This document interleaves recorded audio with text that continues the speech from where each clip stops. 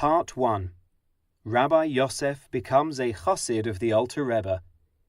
His Honorable Holiness, my father, master, and rabbi, the Holy Rabbi Shalom Dov Ber of Lubavitch, told me to call upon Rabbi Abba Zelig and to ask him to relate his father's biography to me. His father was the chassid Rabbi Yosef the Teamster of Bashenkovitch. When I asked Rabbi Abba Zelig to tell me about his father, he requested that I first review a Hasidic discourse with him. Afterwards he told me his father's story as follows. There was a certain man in Bashenkovitch by the name of Rabbi Ephraim Zalman, who was famed as a Torah scholar in all the surrounding areas, and who corresponded in matters of Torah law with many of the great Torah luminaries of that generation. When the Alter Rebbe's fame as a tremendous Torah scholar spread far and wide, Rabbi Ephraim Zalman travelled especially to Vitebsk to test the Iloi of Liozna, the Wonder Kid of Liozna, as the Alter Rebbe was called in Vitebsk during his first year of marriage. At the time, he was 14 years old. Rabbi Ephraim Zalman spent approximately 2 weeks at the home of the Alter Rebbe's wealthy father-in-law, Rabbi Yehuda Leib Sigal, at which time he delighted in many Torah conversations with the Alter Rebbe. He was extremely impressed and astonished by the young man's incredible talents and expansive knowledge in all fields of Torah and his astounding depth of understanding and tremendous sharpness of mind. When he returned home, he became very despondent, for he had seen with his own eyes and had confirmed to himself that though the Iloi of Liozna was only a young lad of 14, he nevertheless was his superior in both sharpness of mind and depth of Torah knowledge. Rabbi Ephraim Zalman was so shaken by this that for a month he had difficulty focusing on his Torah studies and learning for extended periods of time as he was used to. Finally, he poured out his heart to the elder Gaon, Rabbi Avraham Ze'ev Sagi Nahar, the blind. Rabbi Avraham comforted him by telling him that in Bekius, committing great portions of the vast teachings of Torah to memory, he was second only to the Gaon of Vilna. Only then was Rabbi Ephraim Zalman's spirit revived, and he returned to his studies as before. The Gaon, Rabbi Avraham Ze'ev Sagi Nahar, was fluent in the entire Talmud with the commentary of Rashi and Tosafot, all of which he knew by heart. He also served as Rosh Yeshiva, chief rabbi of a rabbinical academy, for 15 years and had many students who were outstanding Torah scholars. One of Rabbi Avraham Ze'ev's greatest students was Rabbi Yosef. Besides his great talents in Torah learning, even as a child, Rabbi Yosef had a natural fear of God. When he was 18 years old, he married the daughter of a certain villager who lived in a settlement within the environs of the city of Bashenkovitch. He dwelt there for approximately 15 years, occupying himself in the study of Torah and divine service.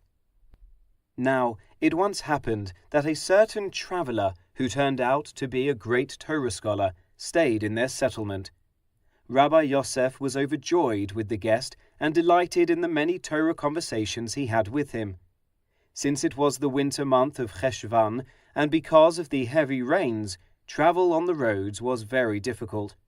Rabbi Yosef impressed it upon his guest to stay longer until the rains had subsided.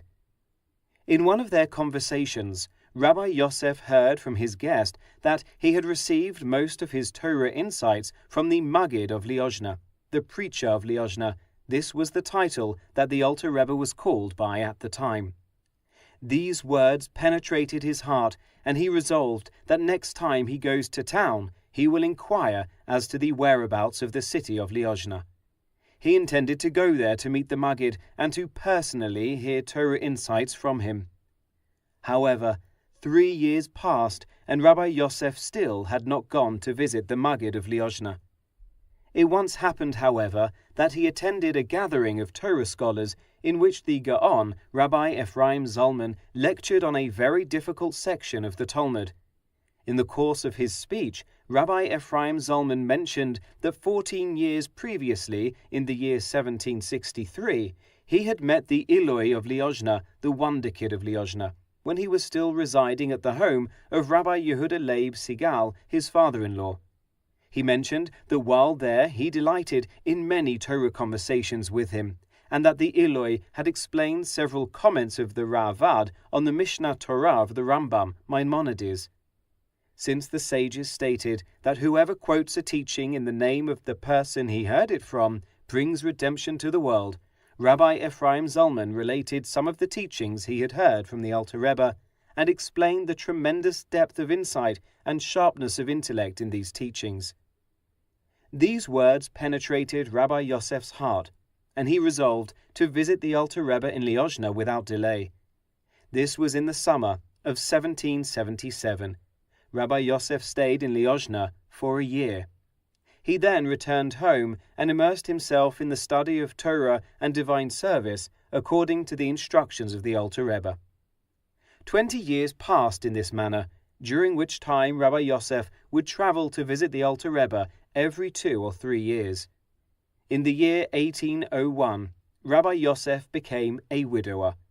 During the first year after his wife's passing, he continued to live on his father-in-law's estate, which by then had been inherited by his brothers-in-law. He then left the estate, against his brother-in-law's wishes, and rented a room in the city of Bashenkovitch. His landlord was a certain Yochanan Nafcha, the blacksmith. Around this time, Rabbi Yehuda, his brother-in-law, took him to rabbinical court in order to force him to accept the 500 guldens that his father-in-law had left him in his will. The verdict was in the affirmative, and Rabbi Yosef was obligated to accept the funds. After giving 1/10 of the amount to various charities, he lent 300 guldens to the Free Loan Society, and he deposited the remaining 150 gulden with a committee of 3 wealthy men of the city. It was their responsibility to pay for his living expenses with these remaining funds. When the funds were depleted, Rabbi Yosef sustained himself by teaching 3 students.